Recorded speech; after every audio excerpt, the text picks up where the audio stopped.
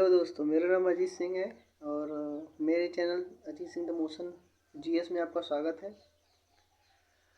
जैसा कि आप बहुत लोग बोल रहे थे कि मतलब मॉक देने के लिए, तो देखिए होता क्या है कि मेरा सीजीएल का पेपर है मेंस का, तो मैं उसमें प्रिपरेशन करता हूँ। बहुत सारा मॉक देना पड़ता है। जैसे रेलवे एसआई का मैंने फॉर्म भी फिलअप किया है, तो उसका भी देना पड़ता है। तो टाइम नहीं पर मिलता है कि मतलब वीडियो रिकॉर्ड कर ले। अभी देखिए मैं कल इसको पेपर दिया था, आप देख पा रहे हैं 17 अक्टूबर को मैंने अटैम्प्ट किया था।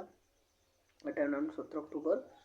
और मैं आज सुबह इसको वीडियो को बना रहा हूँ 6:26 AM पे। ऊपर देख पा रहेंगे यहाँ पे आप। तो चलिए इसको आपको रिव्यू देते हैं कैसा था मेरा मॉक। मैंने प्रीवियस ईयर का मॉक दिया था। ये पेपर था आपका RRB NTPC CBT 1 official paper है। ये 7 जनवरी 2021 को शिफ्ट 1 में हेल्ड हुआ था।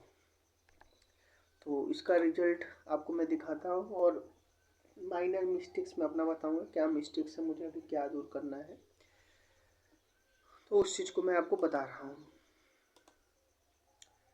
देखिए 75 से 80 के बीच में बना था। 77.37 पहले ये था मेरा नंबर, तो यानी कट ऑफ में तो हूँ। सबसे बड़ी बात है, जब आप मॉक देते हैं तो आपका कट ऑफ क्लियर होना चाहिए। मॉक में तो क्लियर होना ही चाहिए। नहीं हो पा रहा है तो वहाँ पे प्रॉब्लम है। तो 77.37 मेरे हिसाब से ये रहता है कि 80 के ऊपर जितना कट ऑफ फाइनल वाला कट ऑफ है, कि जैसे 75 to 80 है तो 80 से ऊपर होना चाहिए था, लेकिन कुछ माइनर मिस्टेक्स हैं वो उसकी वजह से कम हो जाता है। क्या होता है कि इसमें नंबर बहुत ज़्यादा कटता है। एनटीपीसी में देख पा रहे 81 क्वेश्चन सही था, तो 81 क्वेश्चन 11 ये गलत हो गया, तो इसमें नंबर कटा मेरा। और 11 जो गलत हुआ ये ऐसा समझे कि माइनर मिस्टेक्स बहुत सारे मैंने किए हैं, तो वो प्रॉब्लम है इसमें ये तो है। तो वो मुझे धीरे धीरे को दूर करना पड़ेगा। जो अटैम्प्ट क्वेश्चन अनअटैम्प्ट है इसको भी मेरा थोड़ा टैकल करना पड़ेगा। तो टाइम लगेगा बट हो जाएगा। अभी बहुत समय है आरआरबी एनटीपीसी में। तो मैं इसमें बहुत ज़्यादा अभी वो नहीं हूँ कि मतलब, हाँ, मैं बहुत ज़्यादा अभी इस चीज़ को लेकर उतना प्रॉब्लम नहीं समझता हूँ। अभी धीरे धीरे धीरे करके टैकल हो जाएगा अपना। अब आगे की चीज़ें देखते हैं। देखिए हुआ क्या, अब आगे मैं आपको दिखाता हूँ सॉल्यूशन। देखिए जो मैंने गलत क्वेश्चन किए, सेक्शन वाइज थोड़ा चीज़ें देखते हैं कि सेक्शन वाइज क्या रहा।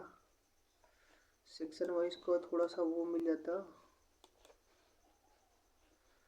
चलिए देखिए 27,531 मेरा रैंक ओवरऑल था। लड़कों ने दिया 434 मेरा रैंक रहा है। 98.43 परसेंटाइल था। एक्यूरेसी 88.05% का था।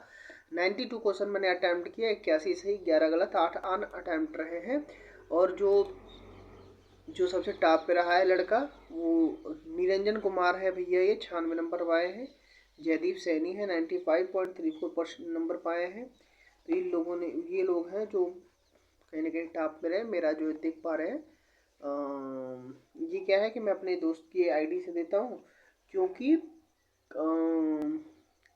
ऐसा है कि मेरे पास टेक्स्ट बुक का पास ख़त्म हो गया है। तो वो जो है आरआरबी एलपी का प्रिपरेशन करते हैं, तो मैं एनटीपीसी का उनसे मॉक दे लेता हूँ आराम से। तो ये है 77.37 मार्क्स।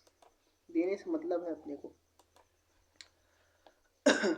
आप देख पा रहे हैं यहाँ पे। सोल्यूशन में देखते हैं कि क्या ओवर टाइम मैंने किया। देखिए यहाँ पे सबसे बड़ी चीज़ जरूरी है, जैसे आप देखते हैं एनालिसिस का मतलब क्या होता है। जैसे आप एनालिसिस ओपन किए, सोल्यूशन पे आए, आप देख पा रहे हैं कि 100 क्वेश्चन अटेम्प्ट किए, 11 अनअटेम्प्ट ओवर टाइम 11 इनकरेक्ट है, ओवर टाइम 41 है, अनअटेम्प्ट 8 है, करेक्ट 81 है।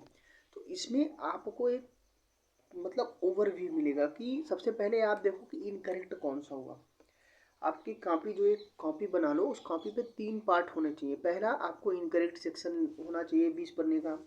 फिर 25-30 पन्ने का ओवर टाइम क्वेश्चन होना चाहिए। ओवर टाइम लिख दो कॉन्सेप्ट में क्या क्या ओवर टाइम कर रहा हूँ। अनअटेम्प्ट का होना चाहिए कि कौन से क्वेश्चन अनअटेम्प्ट है। जैसे ओवर टाइम का मैं ओवरव्यू देता हूँ फटाफट। देखिए पंचवर्षीय योजना, जैसे ये किस वर्ष में पंचवर्षीय योजना मतलब निश्चित पंचवर्षीय योजना अर्थव्यवस्था में अपनाया गया। तो देखो क्या है कि मुझे ये क्वेश्चन नहीं आता था, तो मैंने ऐसे ही जस्ट अटैम्प्ट किया था। मैं बहुत सोचा लेकिन मुझे कुछ समझ में नहीं आ रहा था इसमें, और जबकि इसमें सेकंड था तो मुझे कुछ समझ में नहीं आ रहा था। मैंने फिर छोड़ो, इसको कर ही लेते हैं, एक बार अटैम्प्ट करके देखते हैं, जो होगा देखा जाएगा। मैंने ये सोचकर इसको अटैम्प्ट कर लिया। अब आप देखेंगे जो रॉन्ग क्वेश्चन है, जैसे ये क्वेश्चन रॉन्ग मेरा हुआ है, इसमें देखिए काफ़ी अच्छा क्वेश्चन रहा है ये जो रॉन्ग मैंने किया है क्वेश्चन। तो ये सब क्वेश्चन हैं जो मैंने छोड़ कर रॉन्ग किए हैं। जैसे ये क्वेश्चन था, यहाँ पे बहुत सारे क्वेश्चन है जो ओवर टाइम हो जाते हैं। तो आप ओवर टाइम क्वेश्चन को, जैसे विश्व का सबसे विश्व समुद्री मार्ग कौन सा है, तो मैं थोड़ा सा इसमें कन्फ्यूज हो गया। मुझे पता था प्रशांत में ही है या अटलांटिक, दोनों में उत्तर में ही दोनों में से कोई है, लेकिन वो मुझे गलती से मैं उत्तर पश्चिम प्रशांत समुद्री मार्ग मैंने लगा दिया। तो ये प्रॉब्लम है इसका, धीरे धीरे टैकल कर लेंगे इसको। लेकिन मैं आपको जैसे बताने की कोशिश कर रहा हूँ कि जब आप मॉक दीजिए तो इसका एनालिसिस करिए 3 चीज़ों का। जो आपका सेक्शन गलत रॉन्ग क्वेश्चन है, जैसे अर्थव्यवस्था से क्वेश्चन आपका रॉन्ग हुआ है तो आप अर्थव्यवस्था सब क्वेश्चन कर लीजिए। ज्योग्राफी से जो रॉन्ग हुआ है इसको देख लीजिए। संयुक्त राष्ट्र संगठन के बारे में देख लीजिए थोड़ा सा, क्योंकि यहाँ से क्वेश्चन मेरा रॉन्ग हुआ है। अभी मान लीजिए संगठन पूछे हैं, कितने संगठन हैं, अभी कुछ और क्वेश्चन पूछता तो वहाँ पर रॉन्ग होता है। जीडीपी रैंकिंग वगैरह ये सब तो ओल्ड क्वेश्चन थे, क्योंकि प्रीवियस ईयर का पेपर है तो इसी वजह से मैं नहीं कर पाया। अब देखते हैं जो ओवर टाइम क्वेश्चन है। ओवर टाइम क्वेश्चन जैसे जो भी क्वेश्चन आपको मैथ का जैसे लगा कि जितने में होना चाहिए उतने में हुआ नहीं, वो ओवर टाइम हो गया है आपका। तो वो वाली जो है चीज़ों को आपको दूर करना पड़ेगा, तब जाके आपका सब कुछ सही होगा। तो वो चीज़ों को दूर तो करना ही पड़ेगा। जैसे 1 मिनट, जैसे मैं बता रहा हूँ कुछ देखना पड़ेगा। जैसे ये वाला क्वेश्चन में क्या हुआ कि टाइम ज़्यादा लेने का ये था कि उस समय मुझे कन्फ्यूजन बहुत ज़्यादा हो गया। तो मैं चेक करने लगा एक ऑप्शन। जैसे आपका कॉन्सेप्ट क्लियर नहीं होता है तो, लेकिन आपको बेसिक अच्छा है तो आप कॉन्सेप्ट अगर मान लीजिए आपके दिमाग से उतर गया तो आप बेसिक से ही लगाओगे। जैसे मैंने बेसिक से इसको लगाया, लेकिन समय लगा बेसिक से। तो वो चीज़ें हैं, तो वो चीज़ धीरे धीरे कॉन्सेप्ट को रिवाइज करना भी बहुत ज़रूरी है। तो वो चीज़ें जो है कॉन्सेप्ट को रिवाइज करेंगे हम धीरे धीरे। अनअटेम्प्ट क्वेश्चन देखेंगे ज़रा। अब देखिए अनअटेम्प्ट भी करना बहुत जरूरी है, इस पर भी चोट मारना जरूरी है। जैसे दिवस मुझे याद नहीं था, अगर दिवस याद होता सब मुझे तो मैं एक क्वेश्चन यहाँ से कर लिया था। अब जैसे पर्वतारोही वाले क्वेश्चन है, ये ऐसे क्वेश्चन होते हैं जो आते हैं कोई नहीं कर पाता, तो भाई ये क्वेश्चन तो छोड़ना ही छोड़ना है। जैसे ये क्वेश्चन है, जिसको पता है पता है, नहीं पता है नहीं पता है। ये देखिए, लाडी को लिखे पत्र में महात्मा गांधी ने कितने मांगे की जिनमें कुछ पर सहमति बन गई और उन्हें ये क्वेश्चन सबको पता है। लेकिन सबको पता मतलब जैसे जो डीपली पढ़ा है उसको पता है, जिसको डीपली नहीं पढ़ा उसको नहीं पता है। लेकिन मुझे नहीं पता था डीपली इन द सेंस कि जैसे कोई बुक में लिखा होता है, कोई बुक में नहीं लिखा होता है, कोई ज़रूरी समझता है, कोई नहीं समझता है। लेकिन रेलवे पूछ दिया प्रश्न ही से।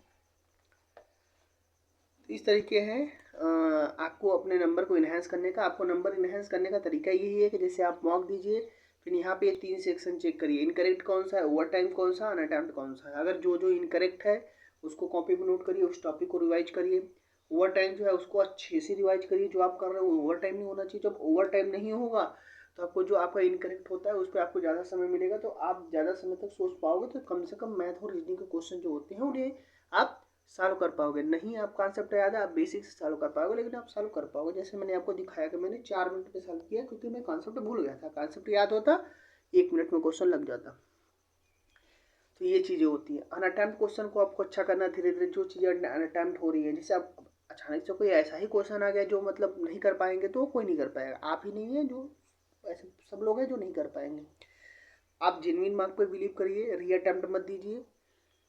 क्योंकि देखो अभी अपने क्या करेंगे, अपन अगर री अटेम्प्ट दे दे के मार्क्स बढ़ा लेंगे, यहाँ पे अपना लीडर बोर्ड में नाम तो आ जाएगा, लेकिन क्या जो लिस्ट निकलेगी उसमें नाम आएगा अपना, नहीं आएगा। तो उन चीज़ों को हमें दूर करना है अपना, ठीक है। तो ये चीज़ें आप एनालिसिस करिए अच्छे से। जो चीज़ें इनकरेक्ट हैं उसे लिखिए, ओवर टाइम को लिखिए, अनअटेम्प्ट को लिखिए, अच्छे से रिवाइज करिए। और जो करेक्ट हो रहा है इसको मत भूलिए, इसको भी रिवाइज करिए, बहुत ज़रूरी है, ठीक है। मॉक देकर 2 घंटे का रिवीजन चलाइए। मुझसे मॉक दीजिए, एनालिसिस 1 घंटा, 2 घंटा रिवीजन, 4 घंटा आपको लगेगा, 4 से 5 घंटा लगेगा। लेकिन ये 5 घंटा आपके मॉक में, आपके नंबर में इन्हेंस बहुत बड़ा चेंज लेकर आएगा। तो आपको इतना देना है, बाकी 4 घंटा 5 घंटा जो है आप रिवाइज करिए। 10 घंटा आपको एनटीपीसी के लिए पढ़ना ही पड़ेगा भाई, मान के चलो। चलिए बाय बाय, समय हो चुका है। और आप लोग कमेंट करिए, चैनल को सब्सक्राइब करिए, वीडियो को लाइक करिए। और जो भी चीज़ें जैसे आपको जो मेरे बारे में लगता है कि नहीं ये गलत बता रहे हैं, तो उसमें आप बताइए, उसमें सुधार करेंगे। आपको लगता है मेरे मॉक में मैंने क्या गलती किया, आप एडवाइस दे सकते हैं। आपको कुछ एडवाइस चाहिए तो आप कमेंट करिए, हम आपको एडवाइस देंगे। ठीक है भाई, चलिए सभी को राम राम।